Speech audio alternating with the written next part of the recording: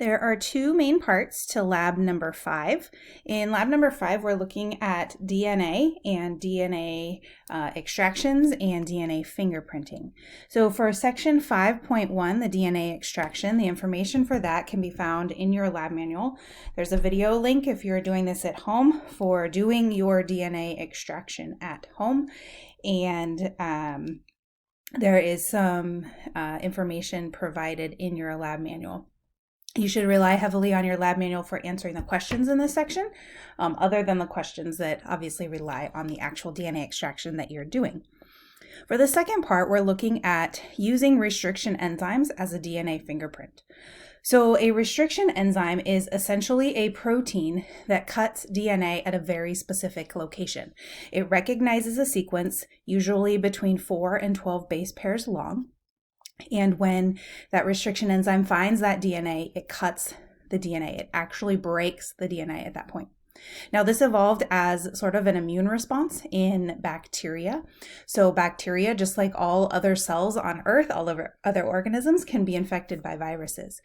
And so DNA restriction enzymes in bacteria recognize viral DNA, cut it at very specific locations that are specific for each type of enzyme, and in doing this, essentially make the virus inactive, because if the virus DNA is broken, it cannot infect the cell, the virus can't replicate. So it does sort of act like our own immune system. In the 1980s, researchers figured out a way to isolate these different types of restriction enzymes and use them for their research purposes. So now we use them for all sorts of different things. We use them to cut a specific sequence that we're looking for out of an organism's DNA. So this is the cut step that we see in chapter 7. We cut with restriction enzymes at very specific locations. And this allows us to isolate DNA that we're interested in, whether we are going to make lots and lots of copies in it, PCR, or if we are going to insert that into a viral vector. We see that in chapter 7. Or we can also do this DNA fingerprinting. Now, DNA fingerprinting works because any piece of DNA, say a piece of DNA that comes from me or a piece of DNA that comes from you, is going to produce a specific pattern when cut by a restriction enzyme. Now, my pattern is going to be different to your pattern because of something called SNPs, single nucleotide repeats. Oh goodness, I've forgotten what the P is. It doesn't matter at the moment. Single nucleotide repeats. Now, these are repeats that differ between you and me in the number of base pairs that they are in your genome. So a specific location in your genome might have a certain number of repeats that's different from my repeats. And that allows us to each have a unique DNA signature or a DNA fingerprint when cut with a particular enzyme. So we can use this for forensics, for DNA fingerprinting, to identify individuals based on their DNA pattern. So the way that this would work, you take a sample, say from blood, spit, hair, skin, extract the DNA, cut a region that is known to contain a lot of SNPs with a restriction enzyme. And because that restriction enzyme recognizes one particular sequence, you have, when you cut that DNA at each of those sequences, you get a very repeatable pattern. And as I said, your sequence would be different from mine, would be different from your brothers or your sisters or your parents or your neighbor. Everyone's going to have their own unique signature. Now, some of those SNPs are actually going to be the same or similar between you and your parents because each parent passes on some information. So that's why we can also use this for paternity testing. But to actually use this, we are going to look at a sequence, and I'll show you how this works on paper. Now, normally, if you are taking a DNA sample from a crime scene or something like that, you may not have the sequence. There might be reasons to sequence the DNA, but if you just have a blood sample, you are going to extract your DNA. You are going to expose it to these restriction enzymes where it's cut up, and then you are going to load it into a gel and get a specific pattern. So if that's individual 1, individual 2, you can see there's a little bit of a difference here and here, and so on and so forth. So each individual would have a different pattern. But for example, today we are going to use a restriction enzyme called EcoR1. EcoR1 means that it is isolated from E. coli. That's the eco part. R1 is the strain or the type of E. coli that it is taken from. It can also mean taken from E. coli, but it's different from, say, R2 or some other restriction enzyme taken from E. coli. So the first thing we need to know is the recognition sequence for EcoR1. The recognition sequence for EcoR1 is GAATTC. Now, every time that EcoR1 sees that sequence in a specific sample of DNA, it's going to make a cut. Now, remember that DNA is double-stranded. Our opposite strand is going to be complementary. So on the opposite strand, our sequence is going to be CTTAAG.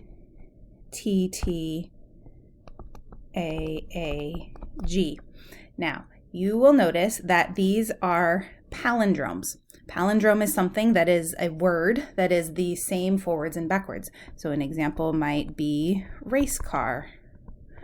Another one is taco cat. I know that's 2 words. Same forward and backwards. The difference with a DNA palindrome is that it is forward on one sequence and backward on the opposite complementary strand. So it's a slight difference there. The reason for it being a palindrome is so that it can cut both sides. Because if we were to just cut at the GAATTC on one side and not the other, we don't actually break our DNA, we just sort of damage it. So we need it to be a palindrome, our sequence to be a palindrome, so that we can cut on both sides. So something in your lab, you're going to have different examples where we're asking you to identify the palindrome. Make sure that you make the double-stranded copy, the complementary copy first, and look for forward and then the palindrome on the opposite strand, not in the same strand. That's one mistake that students sometimes make. So let's take a look at this DNA sequence that I have here. We are going to be looking for EcoR1's recognition sequence. Now, as I said, there are many, up to 100 or so, maybe even more different types of restriction enzymes, each that recognize their own specific sequence. So you can use these in combo with one another. You can use different ones, and they all cut in different patterns. Some make a blunt end where there's no overhang. Others make a overhang that we call a sticky end. So when EcoR1 recognizes this GAATTC on both strands, it's going to make a cut in between the G and the A on one strand, and then it's going to turn around and it's going to cut the other strand between the G and the A. And so what you are left with is one strand, if this is our DNA strand,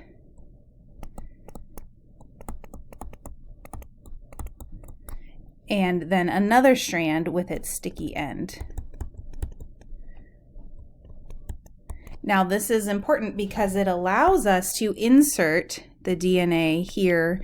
If we can insert it into plasmids, as we talk about in Chapter 7. If we want to, we can basically stick it to another piece of DNA that is cut with this EcoR1. Or we can do what we're going to do today, which is to run it on a gel. So every time we recognize this GAATTC sequence in our DNA sequence, we are going to make a cut. So I'm going to do 2 things. I'm first going to highlight our sequences, and then I'm going to make the cut. So if we just travel along this 5' sequence, we're going to find GAATTC. If we look at the other side, we find the palindrome, GAATTC.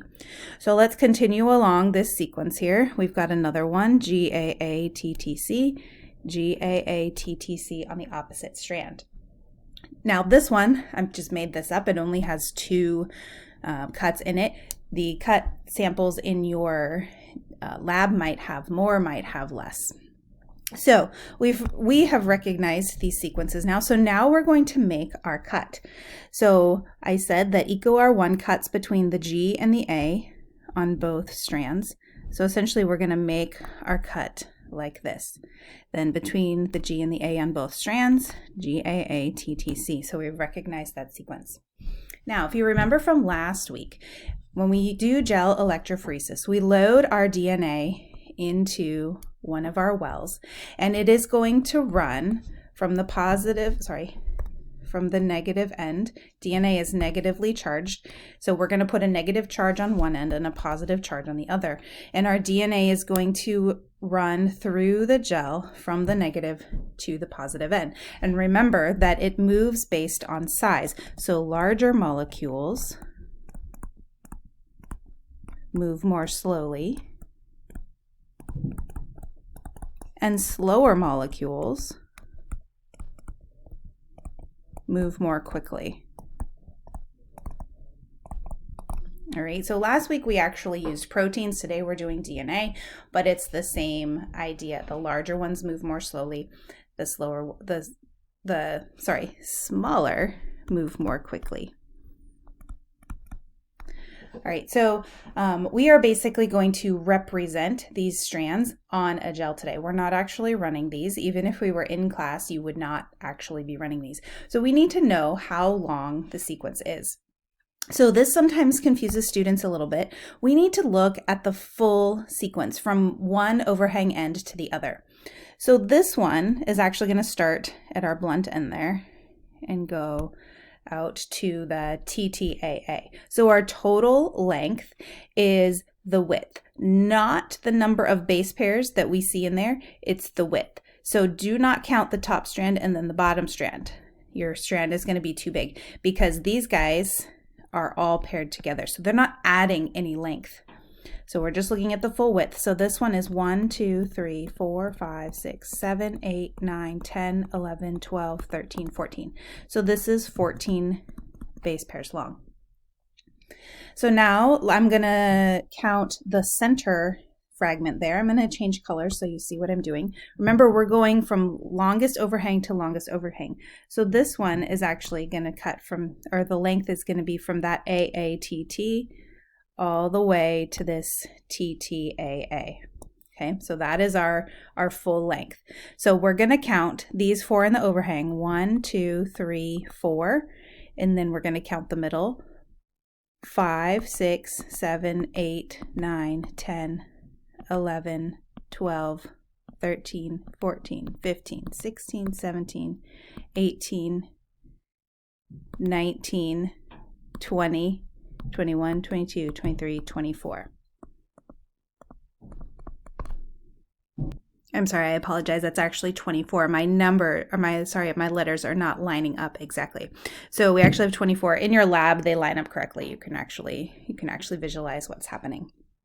So then our last fragment, we're going to go from the longest overhang, which is going to be here at the AATT, and we're going to go all the way to the end.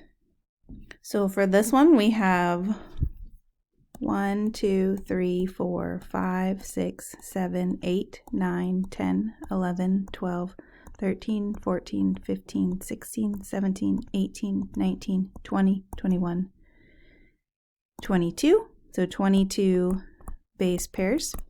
And you guys should double check me, make sure I did this correctly. And then we are going to run this on our gel.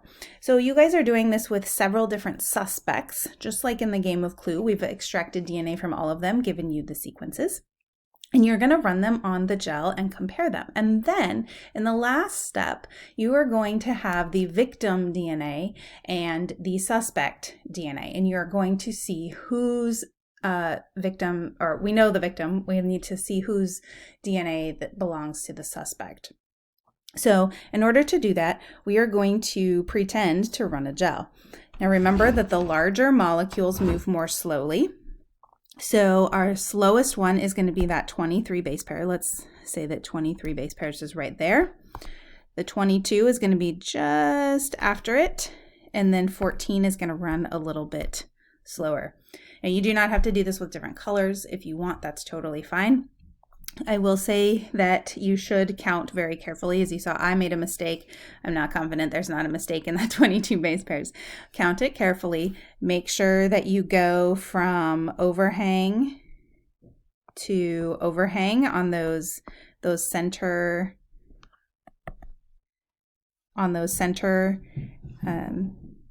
fragments. So remember, we start at one end of the overhang and we count all the way to the end of the other. And the other thing I want you to keep in mind is that you don't count one strand all the way and then the other strand all the way. We're only counting the width that you see there, so the widest width that you see. So you will cut each of the strands in your lab manual for each of the victim and the suspects. All of that information, then once you are finished, you can access the victim and suspect DNA in the PowerPoint presentation. It might be easier if you print that up. You certainly don't have to, but it might be a little bit easier for you to see. And then you will draw them out on the gel, determine who you think is the suspect, make sure that one of those DNA fragments lines up with the victim.